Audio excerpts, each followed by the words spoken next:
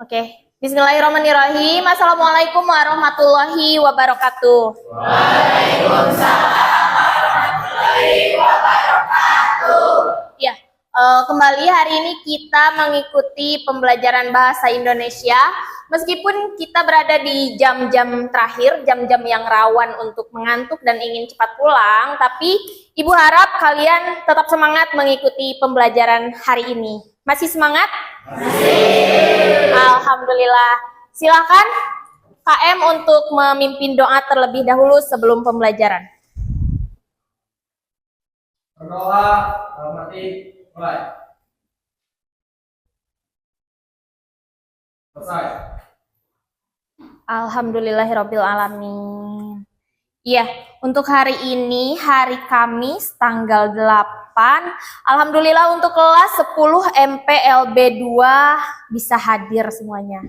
Itu Ibu memberikan apresiasi yang sangat tinggi dengan semangat kalian mengikuti kegiatan pembelajaran.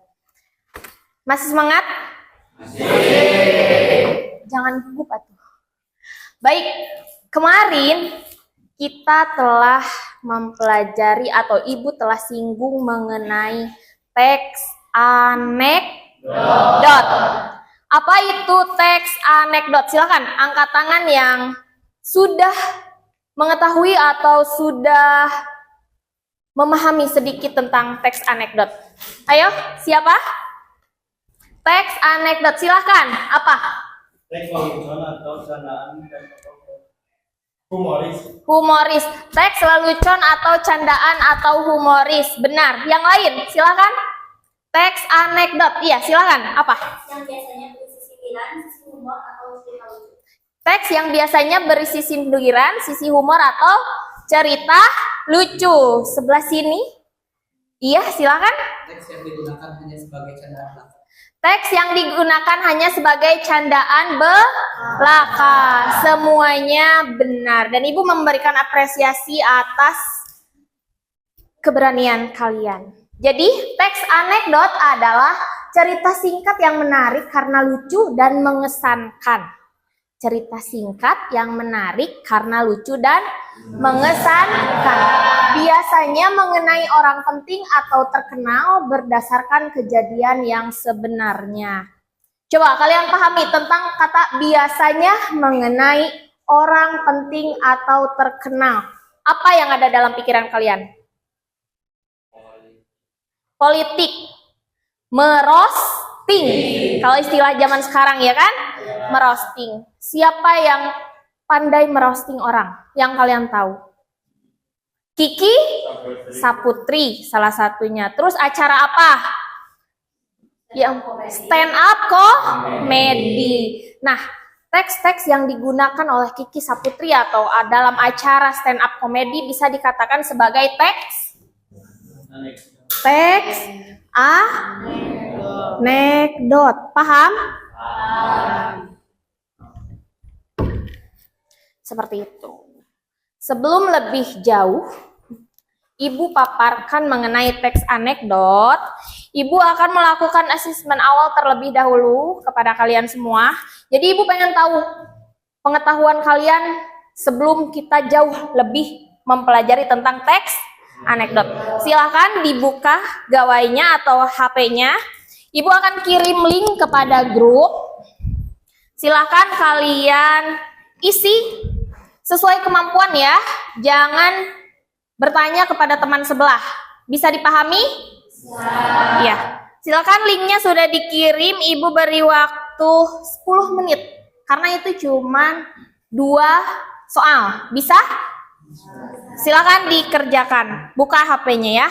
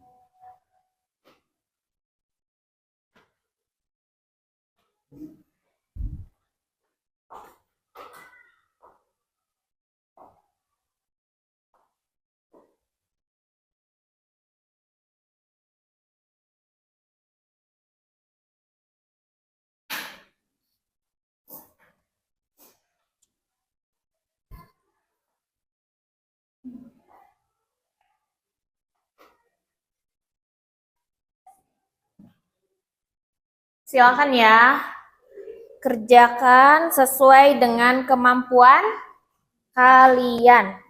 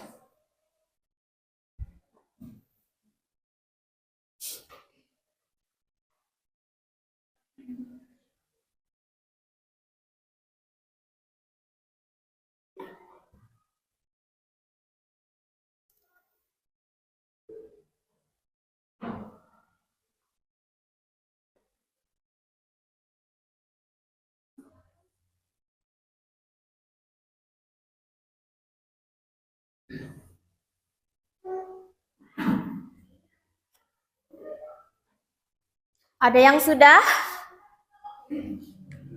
Belum? Boleh, masih ada waktu 5 menit lagi.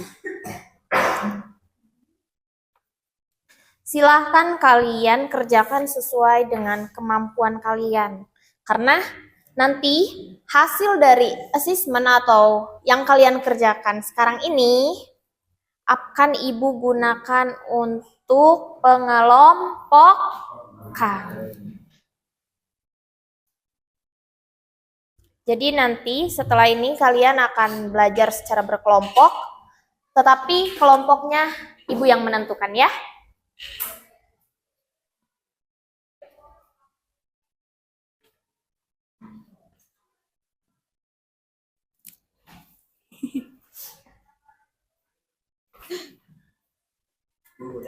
Sudah? Bagus. Sudah? Baik sekali. Semangat sekali kalian ini ya. Sebentar, Ibu lihat dulu hasilnya. Dan Ibu akan kelompokkan kalian dalam 5 kelompok. Mohon ditunggu, tapi jangan berisik ya.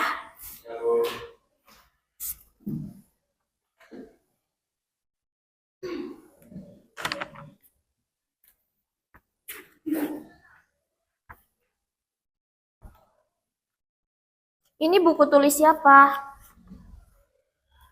Kelompok 3. Nih, ada yang tertinggal. Punya siapa? Yolanda.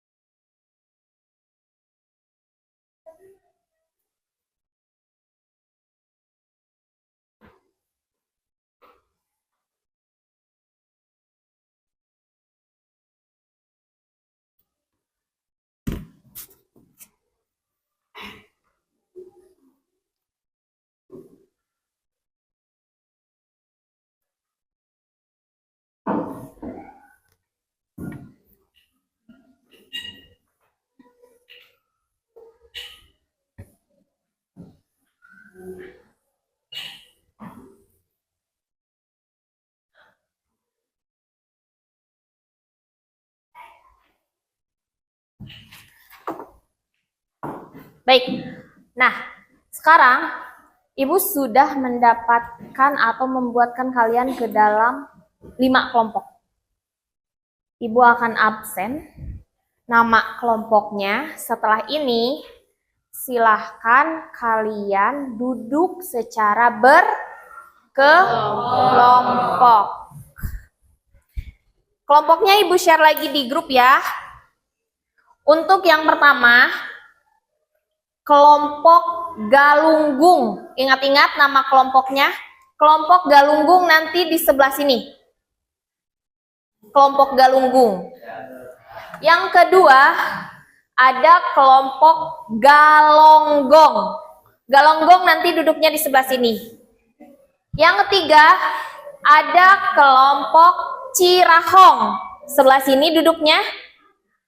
Yang pertama kelompok apa? Galunggung. Yang kedua? Galonggong. Yang ketiga? Cirahong. Yang keempat, Situ Gede. Sebelah sini nanti duduknya Situ Gede. Dan yang kelima, kelompok Kampung Naga. Oke? Siap? Galonggong, Galunggung, Cirahong, Situ Gede, dan Kampung Naga. Kelompoknya, anggota kelompoknya Ibu share di grup. Silahkan sekarang kalian duduk secara berkelompok.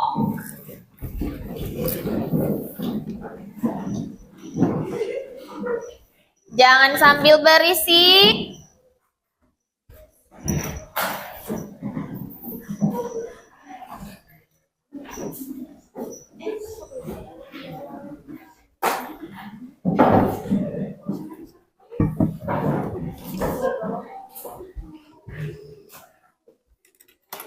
Sudah duduk secara berkelompok?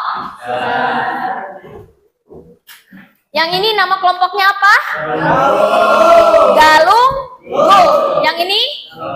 Galonggong. Yang ini? Cirahong. Situ Gede. Kampung Naga. Kalian tahu nggak tempat-tempat itu tempat-tempat apa? Tempat wisata yang ada di kota Tasikmalaya. Sudah? Kita kembali ke materi. Sekarang kalian sudah duduk secara berkelompok. Ibu akan memaparkan materi tentang struktur teks anekdot.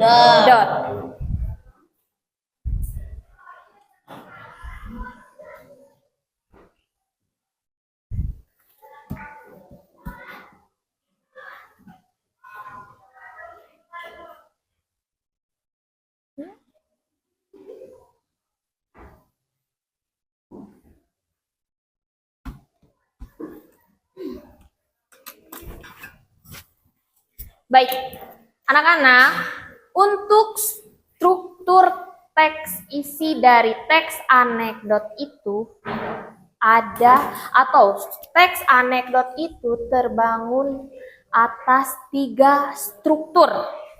Ada berapa? 3 struktur. Yang pertama adalah orientasi. Silakan. Satu orang bacakan apa maksud dari struktur isi orientasi. Satu orang, silakan. Orientasi adalah bagian anekdot yang berisi pengenalan kondisi atau penggambaran hal-hal terkait dengan masalah akan di mana siapa mengapa bagaimana dan gambaran tentang masalah yang akan dihadapi. Oke, orientasi adalah bagian anekdot yang berisi pengenalan kondisi atau karakter tokoh, penggambaran hal-hal terkait dengan apa, kapan, di mana, siapa, mengapa, bagaimana, dan gambaran tentang masalah yang akan dihadapi oleh tokoh. Bisa dikatakan bagian orientasi ini adalah bagian pengenalan umum dari apa yang akan kita angkat dalam cerita teks anekdot itu. Misal, kita mau membuat sindiran atau lelucon mengenai apa? Kalian mau kita bahas tentang apa? DPR. Kenapa kalian mau Ibu membahas tentang DPR? Karena lagi ramai banyak isu-isu panas. Oh, banyak isu-isu panas tentang DPR. DPR. Menarik ya. Oke. Ya. Tapi bisa dikatakan Num. tidak semua anggota DPR berlaku tidak baik. Oke. DPR. Apa ya? Oh, bukan. Kita ambil contohnya.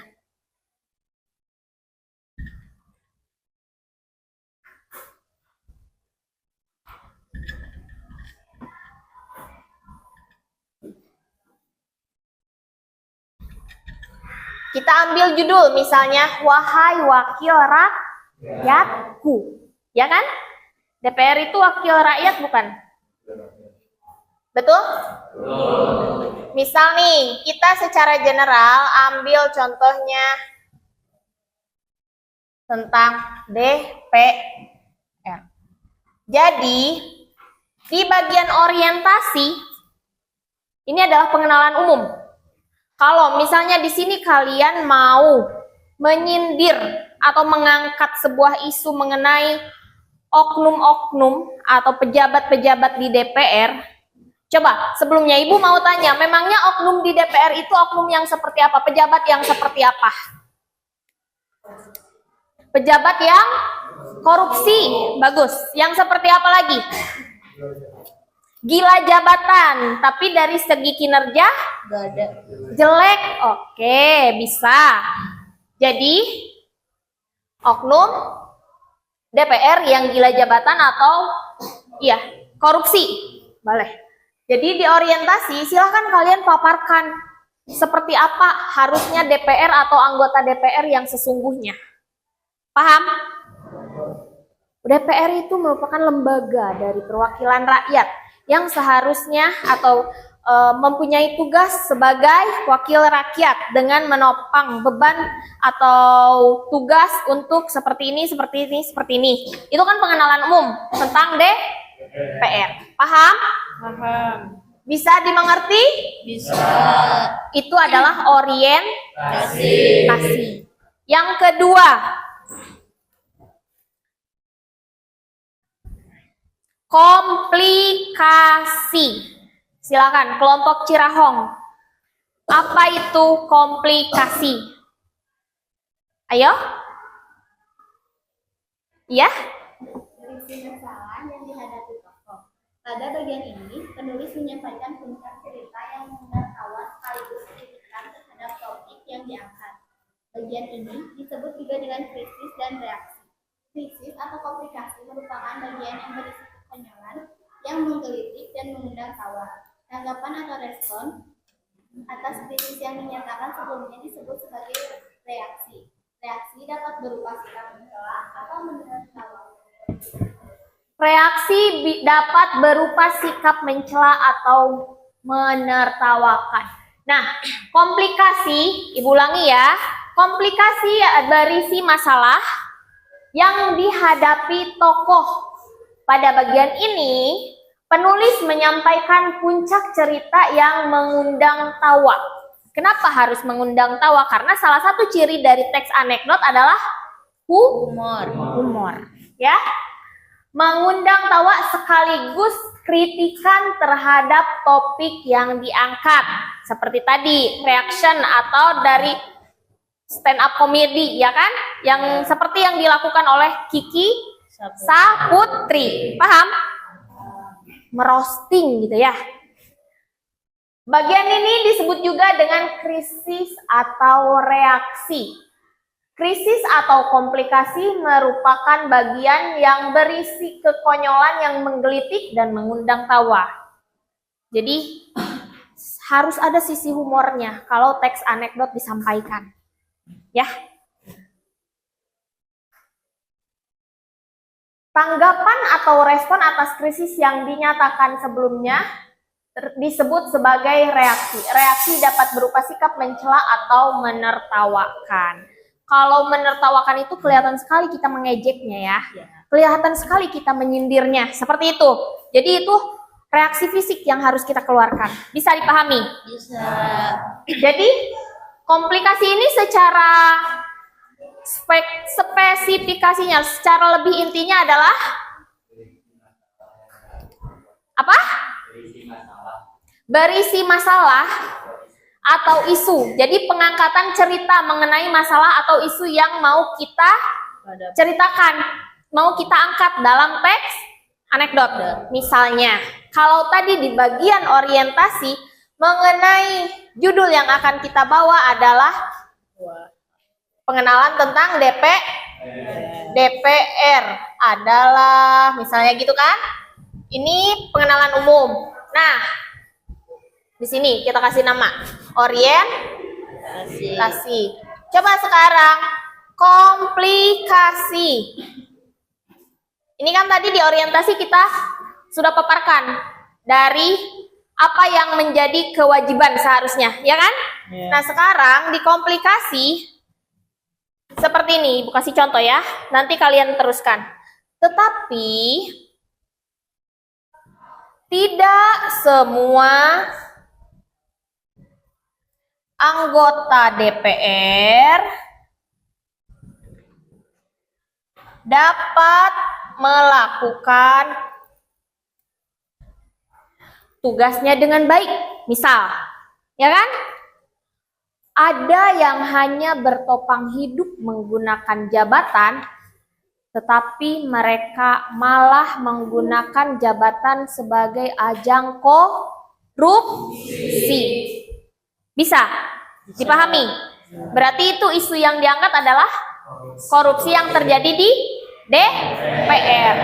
Oke, itu satu dari korupsi. Dari segi kinerja. Banyak anggota DPR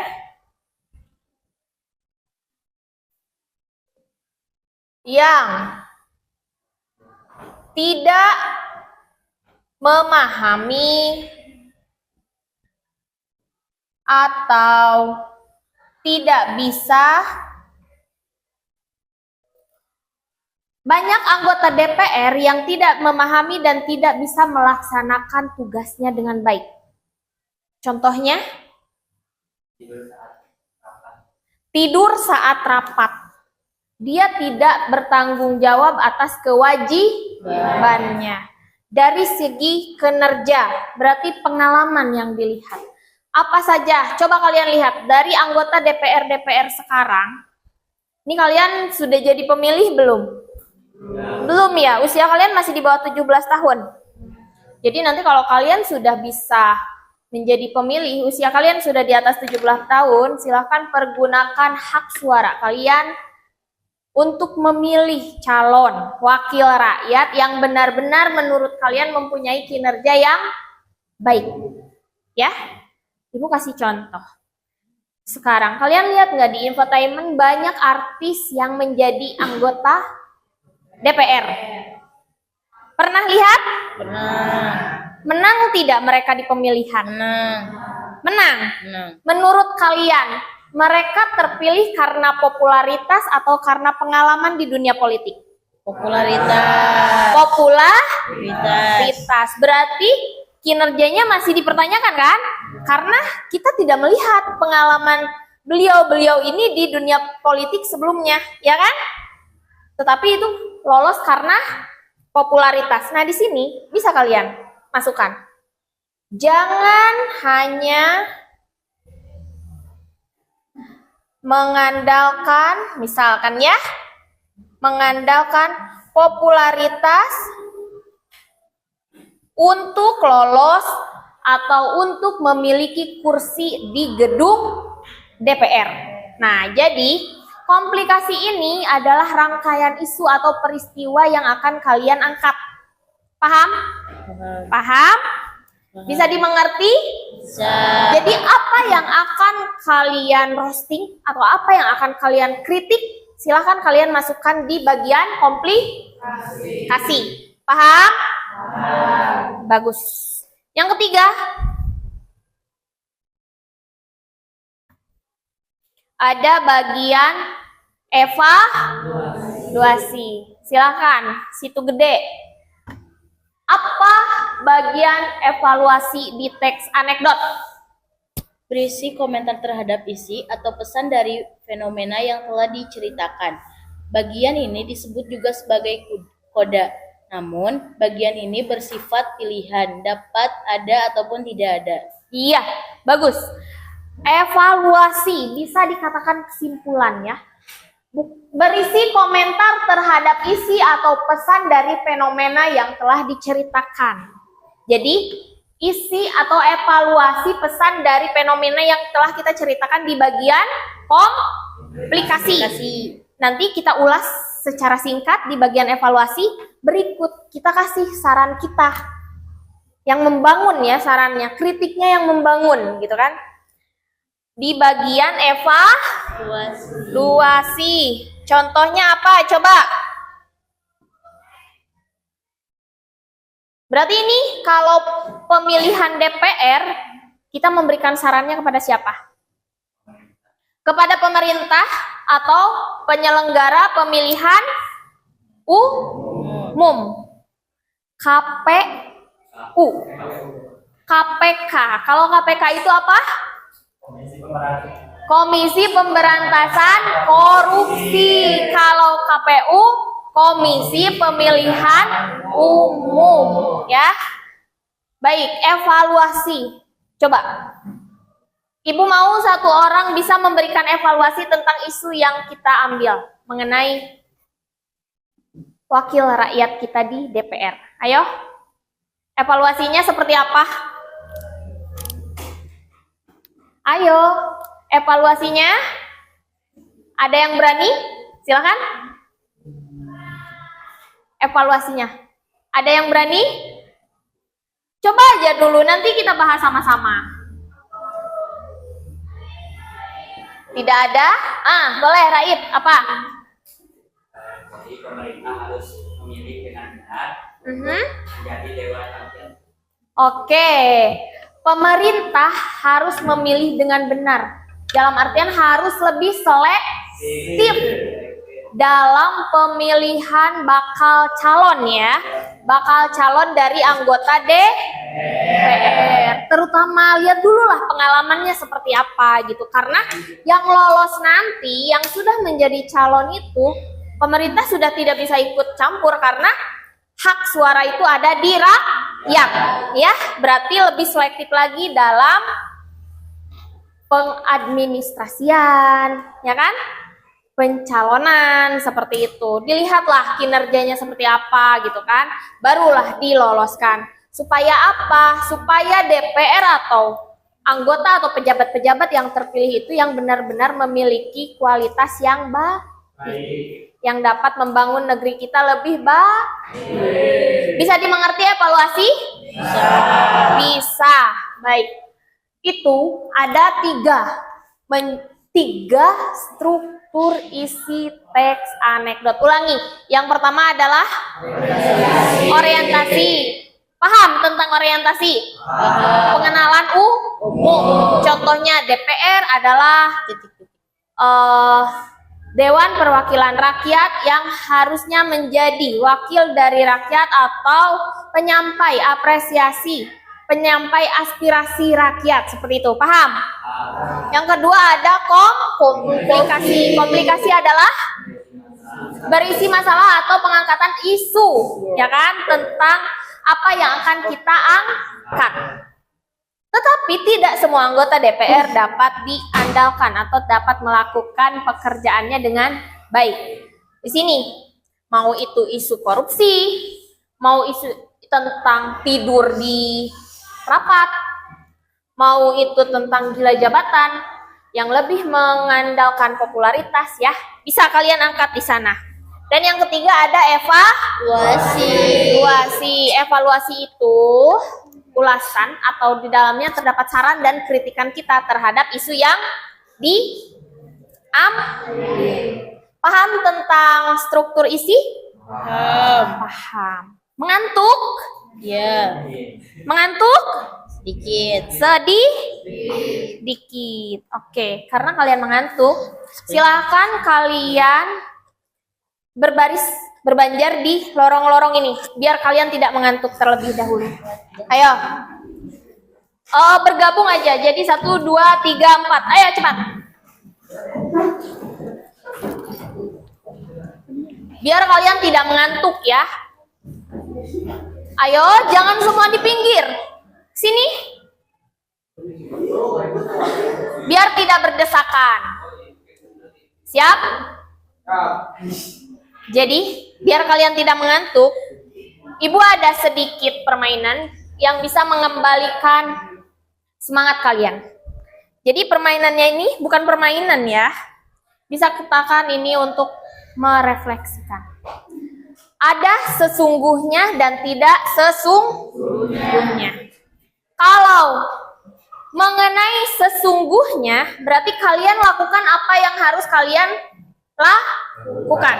Kalau tidak sesungguhnya, silakan kalian melakukan kebalikannya. Paham? Nanti seperti ini. Ibu bilang sesungguhnya, kalian jawab sesungguhnya. Terus ibu bilang sesungguhnya dimulai, sesungguhnya dimulai. Kalau misalnya ibu bilang maju, kalian maju sambil ucapkan maju. Baik? Mundur, mundur, kanan, kanan ya.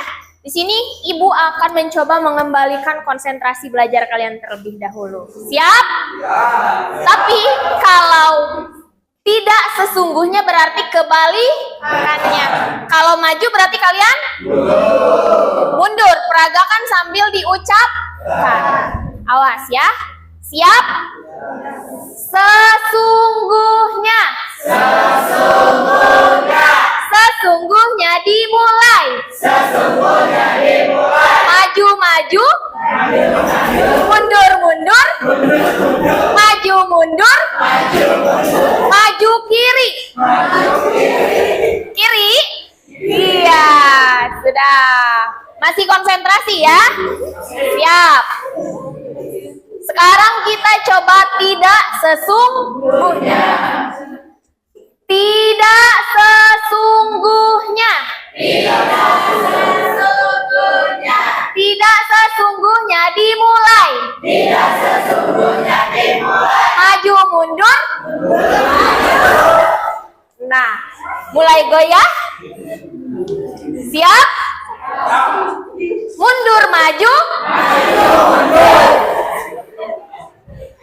Tahan. Tahan. Masih di tidak sesungguhnya ya. Maju, maju.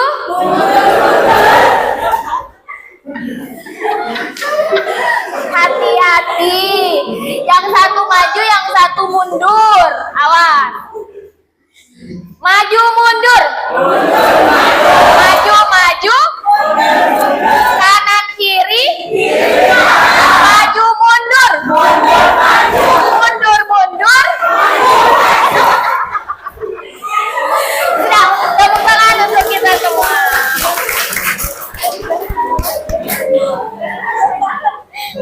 Hilang ngantuknya?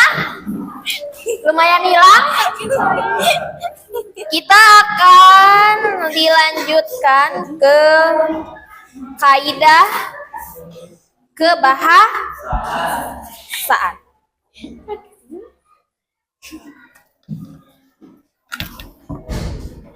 Untuk kaidah kebahasaan teks anekdot, yang pertama ada kalimat retoris. Silakan satu orang baca kalimat retoris. Pertanyaan ini diberikan untuk menyindir, memberi nasihat, dukungan, atau pesan terhadap orang lain Secara halus. Pertanyaan ini diberikan untuk menyindir. Pertanyaan, sindiran yang berbentuk pertanyaan. Nggak apa-apa, ibu senang. Ada yang mau menjawab gitu kan. Siapa yang mau membacakan? Saya nggak apa-apa. Berarti itu kalian semangat sekali. Bagus. Pertanyaan ini diberikan untuk menyindir, memberikan nasihat, dukungan, atau pesan terhadap orang lain secara halus. Contohnya, siapa sih yang tidak ingin jadi guru matematika? Ya kan? Kalau kita angkat ke isu yang kita tadi bicarakan, coba berikan contohnya. Siapa yang mau angkat tangan? Contoh kalimat retoris mengenai DPRD tadi. Silakan, Raif. Siapa sih yang ingin jadi anggota DPR? Siapa sih yang tidak ingin menjadi anggota DPR? Itu sebetulnya pertanyaan yang menyindir karena semua orang pasti menginginkan jabatan tersebut. Bisa dipahami? Bisa. Yang kedua, kata kerja material. Nah, biasanya untuk kaidah kebahasaan ini ada di berbagai teks ya.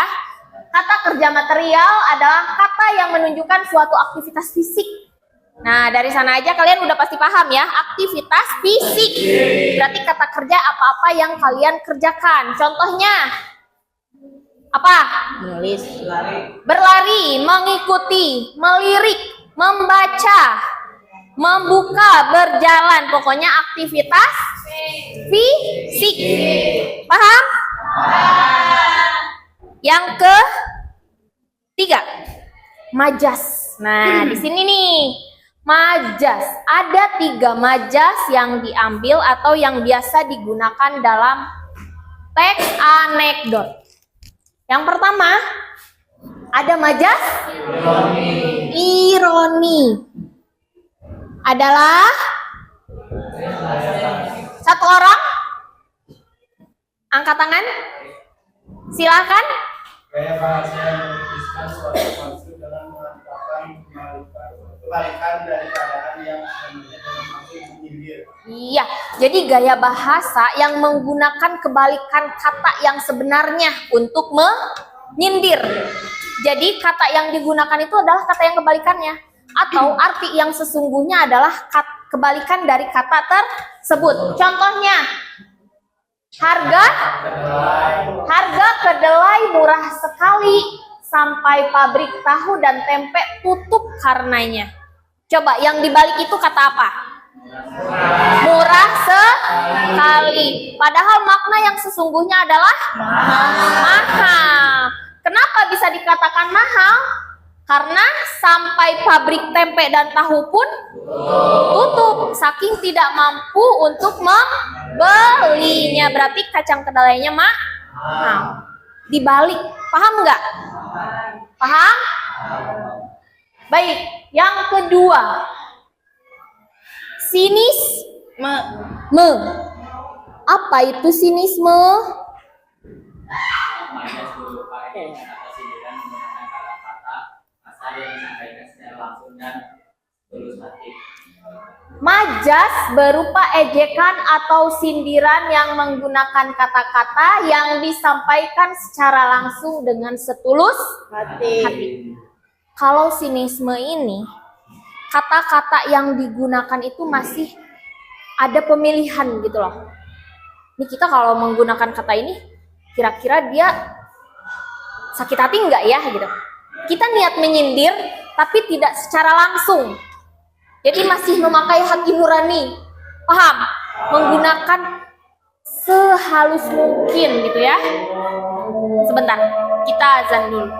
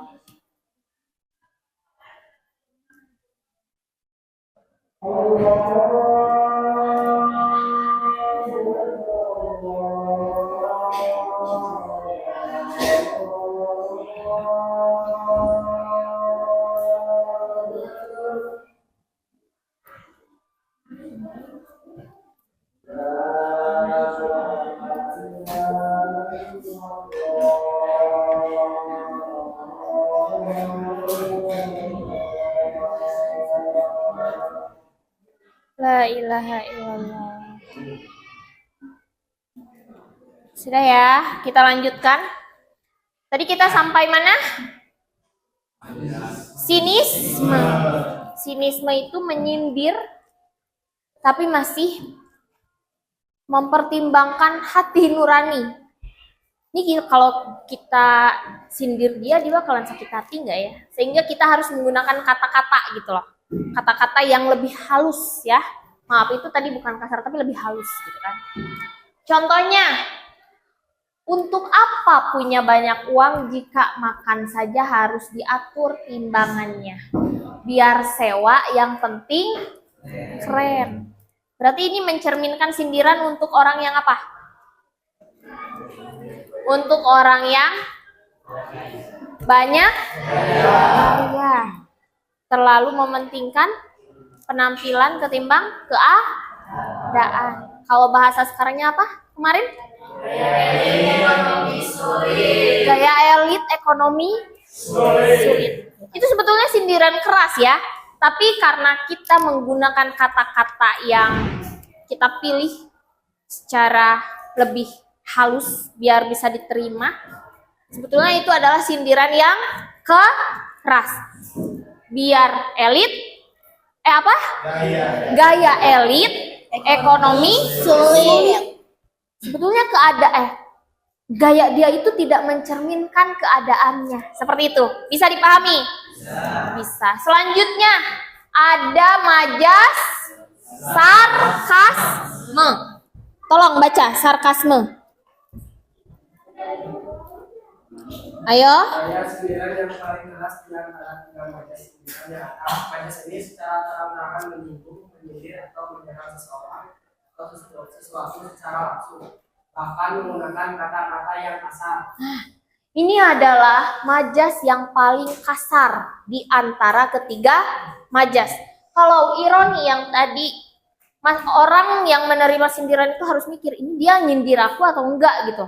Padahal kita menyindir dengan membalikan kata. Yang kedua, sinisme. Sebetulnya kita menyindir tapi menggunakan kata-kata halus. Nah, kalau sarkasme ini, dengan mendengarnya saja orang langsung tersindir karena kata-kata yang digunakan adalah kata-kata yang kasar, yang artinya bisa diterima langsung oleh orang yang kita sindir. Contohnya, sudah tahu tidak punya uang, masih saja ingin pergi liburan, jangan mimpi. Ya kan? Sudah tahu kamu tidak punya uang, masih saja ingin liburan, jangan mimpi kamu gitu kan? Apalagi kalau intonasi penyampaiannya seperti itu. Gimana? Kalau kita yang disindir sakit nggak mendengarnya? Sakit kan? Karena itu langsung kan? Apa yang kemarin? Yang viral Pak Dedi, Pak Gubernur kita apa? Sindirannya? Terhadap anak yang sudah miskin banyak gaya. Itu kan keras sekali. Tidak lagi ada pemilihan kata. Jadi sarkasme ini adalah gaya bahasa sindiran yang digunakan dengan menggunakan kata yang sangat kasar. Paham? Dah, 3 nih majas. Ibu harap kalian paham banget ya, paham betul. Yang ke berapa?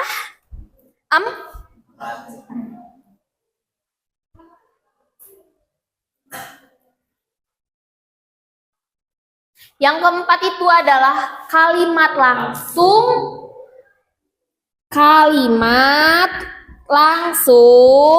dan kalimat tidak langsung. Silakan, apa itu kalimat langsung dan kalimat tidak langsung?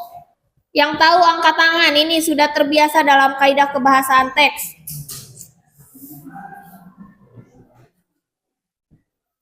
Apa ciri dari kalimat langsung? Adanya, silakan. Adanya tanda petik. Nah, ini jadi salah satu ciri penting kalimat langsung. Biasanya dalam teks ya. Ibu berkata, ambilkan sandal itu.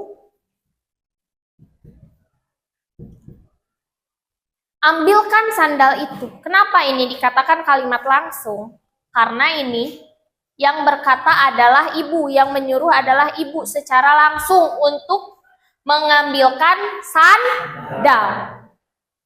Pokoknya ciri paling penting dari kalimat langsung adalah tanda kutip, petik, kutip.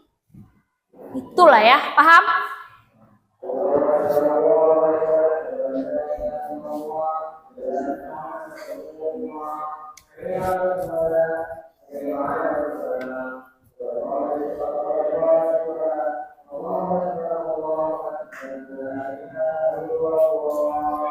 Yang kedua, ada kalimat tidak langsung. Nah, kalau kalimat tidak langsung ini adalah ubahan dari kalimat langsung. Jadi, kalimat langsung yang diucap kembali atau di pengulangan.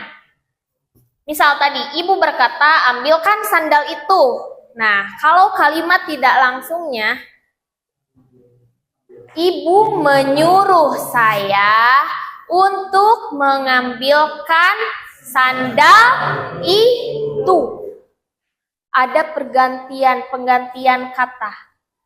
Ambilkan sandal itu, berarti yang disuruh adalah saya. Nah, di kalimat tidak langsung kita masukkan, ibu menyuruh saya untuk mengambil sandal. Kata ibu, nah kata ibu berarti yang berkata ibu, tapi diucap ulang oleh kita. Kata ibu, belajarlah dengan sungguh-sungguh. Atau ibu menyuruh saya untuk belajar dengan sungguh-sungguh. Bisa dipahami? Oke. Bisa lah ya. Dan sekarang ibu mau kalian kerjakan LKPD berikut. Silahkan kalian duduk berkelompok. Sudah berkelompok? Silahkan kerjakan analisis teks anekdot yang berjudul jodohku. Jadi kalian silahkan analisis dari struktur isi dan kaidah kebahasaannya. Bisa dipahami? Ada berapa tadi struktur isi? 3, apa saja? Orientasi, komplikasi, evaluasi. Kalau kaidah kebahasaan yang pertama ada kalimat retoris, yang kedua kata kerja material, yang ketiga ada majas apa saja yang digunakan? Ironi, sinisme, dan sarkasme. Yang keempat ada kalimat langsung dan tidak langsung. Bisa dipahami? Silakan kalian baca terlebih dahulu teksnya, langsung kalian kerjakan analisis mana yang termasuk dalam orientasi, komplikasi, dan evaluasi. Begitu juga dalam kaidah kebahasaannya. Bisa? Silakan kalian kerjakan 20 menit. Itu teksnya mudah dipahami.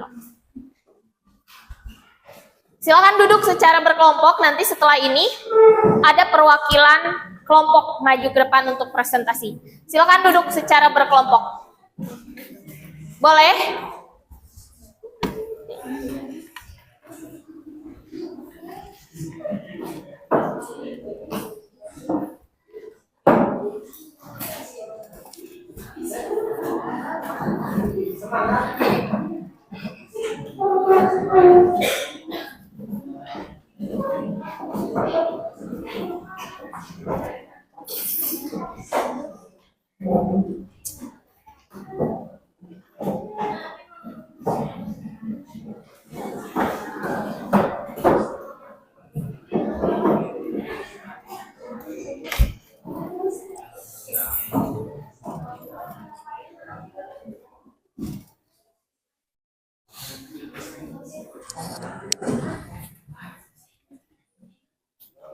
Silakan kerjakan dengan sungguh-sungguh dan penuh tanggung jawab.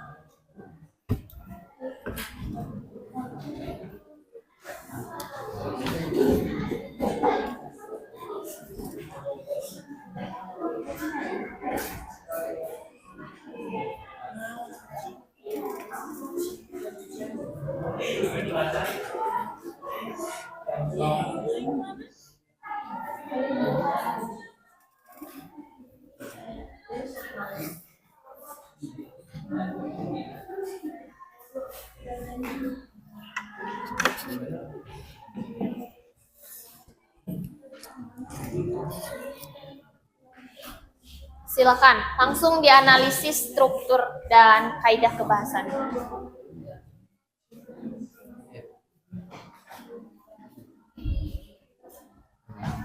Untuk teksnya tadi Ibu share di link ya.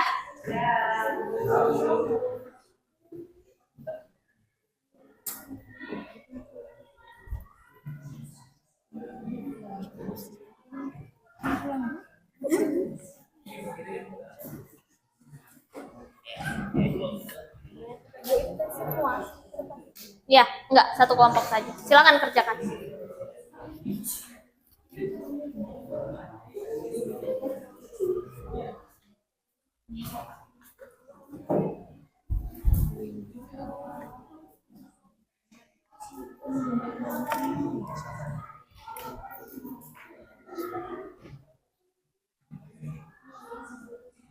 Yang sudah langsung angkat tangan ya, silakan maju karena kita juga sudah memasuki jadwal pulang sekolah.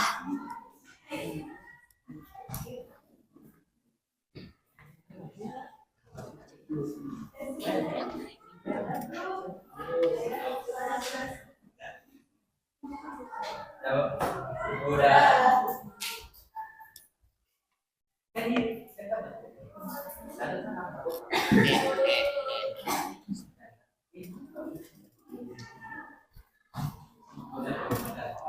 Kelompok mana yang sudah? Nah, silakan maju ke depan. Presentasikan hasil kerja kelompoknya.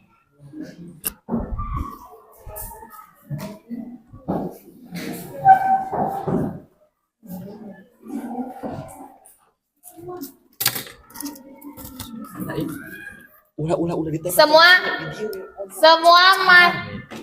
Semua maju ke depan, nanti satu orang yang menyampaikan. Semua.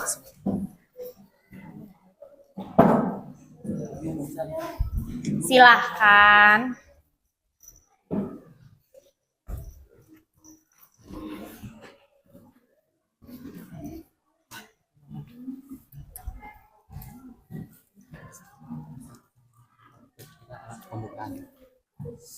Silakan.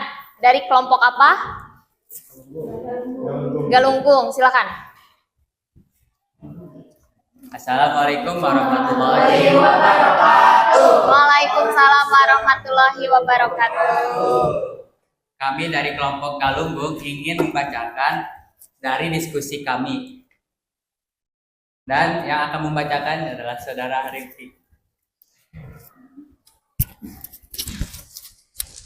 Seperti ini, orientasi, komplikasi, evaluasi, retoris, majas, kalimat langsung dan tindak langsung. Silakan.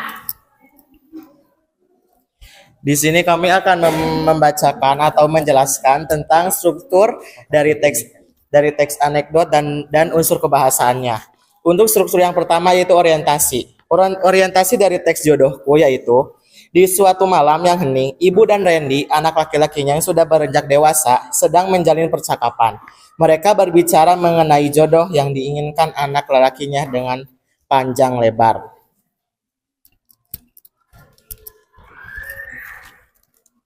Selanjutnya komplikasi.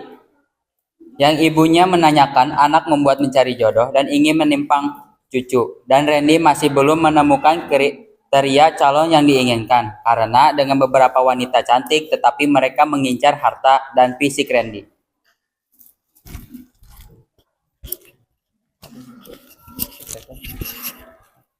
Evaluasi. Setelah sebulan dalam masa pencarian jodoh, akhirnya Randy mendapat jodoh yang sesuai dengan pilihan dan Randy membawa seorang janda dengan 3 anaknya hingga membuat ibunya pingsan. Iya, itu berarti strukturnya ya. Selanjutnya, kaidah kebahasaan. Kalimat retoris. Nak, kenapa kamu tidak juga mencari jodoh? Padahal umurmu sudah lebih dari cukup. Apakah sudah ada calon atau belum? Oke, selanjutnya. Yang kedua, kata kerja material, yaitu menjalin, mencari, menimang. Menjalin, mencari, dan Menimang. menimang. Majas ironi. Iya, Bu, ini jodoh yang saya pilih. Namanya Sapitri. Janda dengan 3 anak. Bukankah ibu sendiri yang bilang ingin cepat-cepat menikah, menimang cucu? Iya, silakan. Majas sinisme, tetapi mereka hanya mengincar harta dan fisik saya. Sarkasme. Majas sarkasme. Dalam teks ini tidak ditemukan karena bahasanya masih sopan. Sudah? Silakan.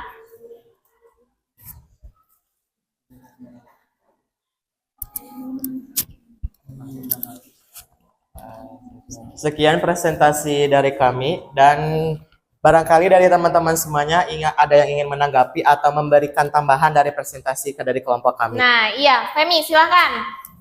Saya selaku perwakilan dari kelompok Situ Gede ingin menyampaikan bahwa kita setuju dengan kelompok Galunggung bahwa yang tadi dipresentasikan sudah sesuai dengan struktur dan unsur kebahasaan.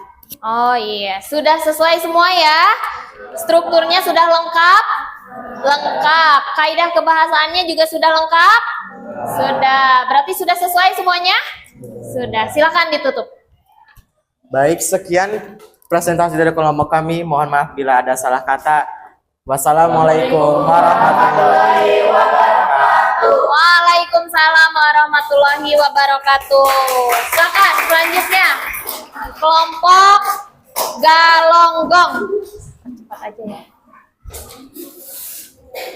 Silakan. Sebentar lagi jam pulang sekolah.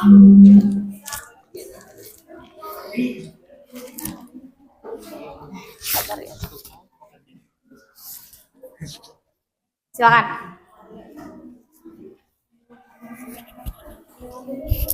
Baik, Assalamualaikum warahmatullahi wabarakatuh. Waalaikumsalam warahmatullahi wabarakatuh. Kami dari kelompok Galonggong akan mempresentasikan hasil dari diskusi kami mengenai menganalisis teks jodohku. Yang pertama ada struktur orientasi. Di suatu malam yang hening, ibu dan Randy anak laki-lakinya yang sudah beranjak dewasa sedang menjalin percakapan. Mereka berbicara mengenai jodoh yang diinginkan anak lelakinya dengan panjang lebar. Untuk komplikasi, Randy mengaku trauma karena wanita yang mendekatinya hanya tertarik pada harta dan fisik. Ia meminta ibunya menerima calon pilihannya tanpa memandang hal materi. Ibu menyanggupi dengan antusias ingin segera punya cucu. Evaluasinya, Randy mengenal Sapitri, anak seorang buruh tani sebagai jodohnya. Ibu terkejut dan bertanya identitasnya. Randy menjelaskan Sapitri akan memberinya 3 cucu sekaligus, membuat ibunya pingsan. Untuk unsur kebahasaannya, yang pertama kalimat retoris. Nah, kenapa kamu tidak suka mencari jodoh padahal umurmu sudah lebih dari cukup? Apakah sudah ada calon atau belum? Bagaimana kriteria calon yang kau inginkan? Kata kerja material. 1. Menjalin percakapan. Mencari jodoh. Menimang cucu. Selanjutnya Majas ironi. Ibu bisa meminang cucu malahan 3 sekaligus. Rumah kita bisa ramai seperti yang ibu harapkan, bukan? Selanjutnya majas sinisme. Saya jadi trauma dengan wanita, Bu.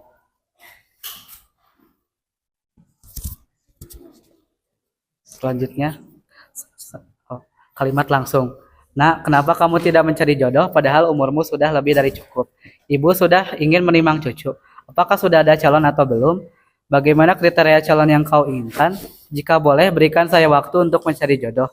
Tetapi ibu harus menerima jodoh saya nanti dan tidak memandang fisik, materi, dan lainnya.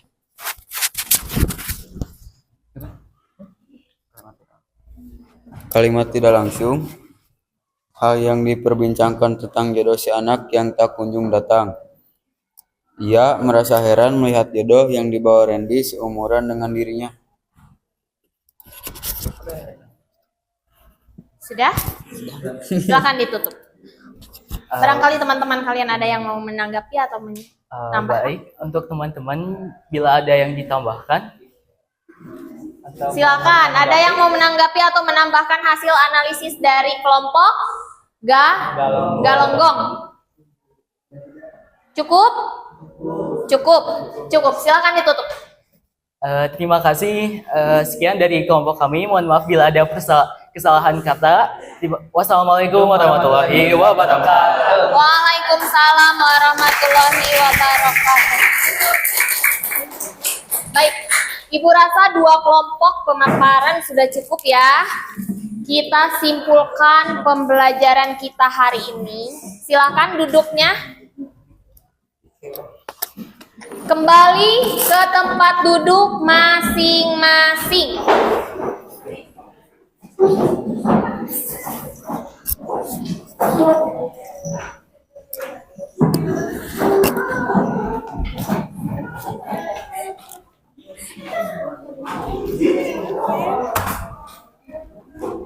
Sudah? Ya.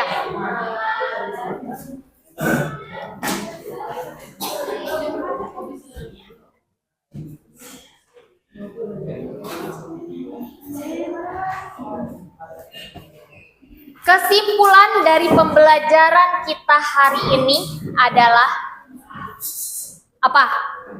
Teks anekdot adalah teks yang digunakan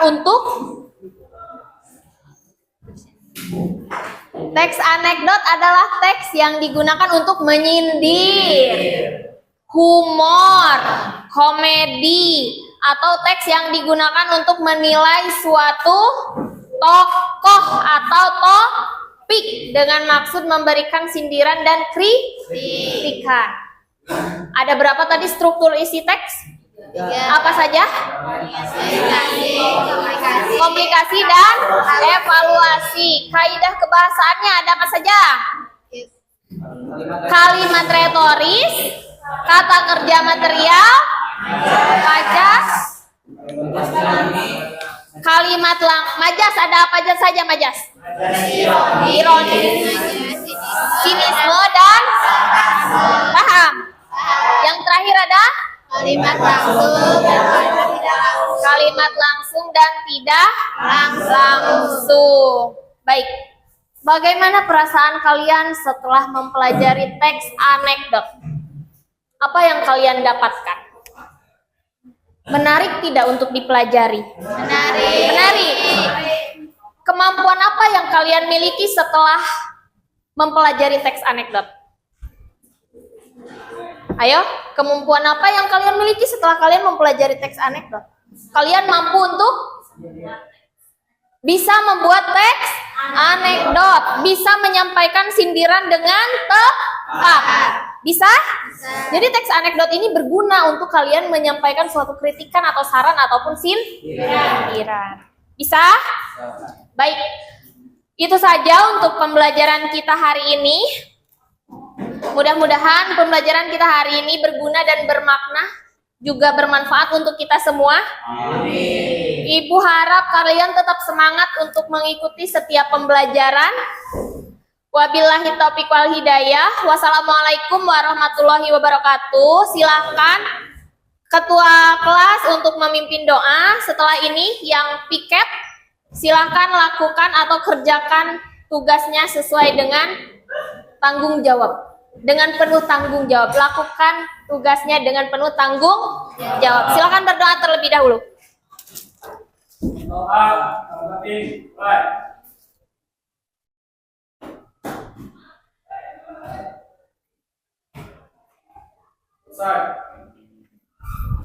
Alhamdulillah. Silakan. Yang piket hari ini siapa?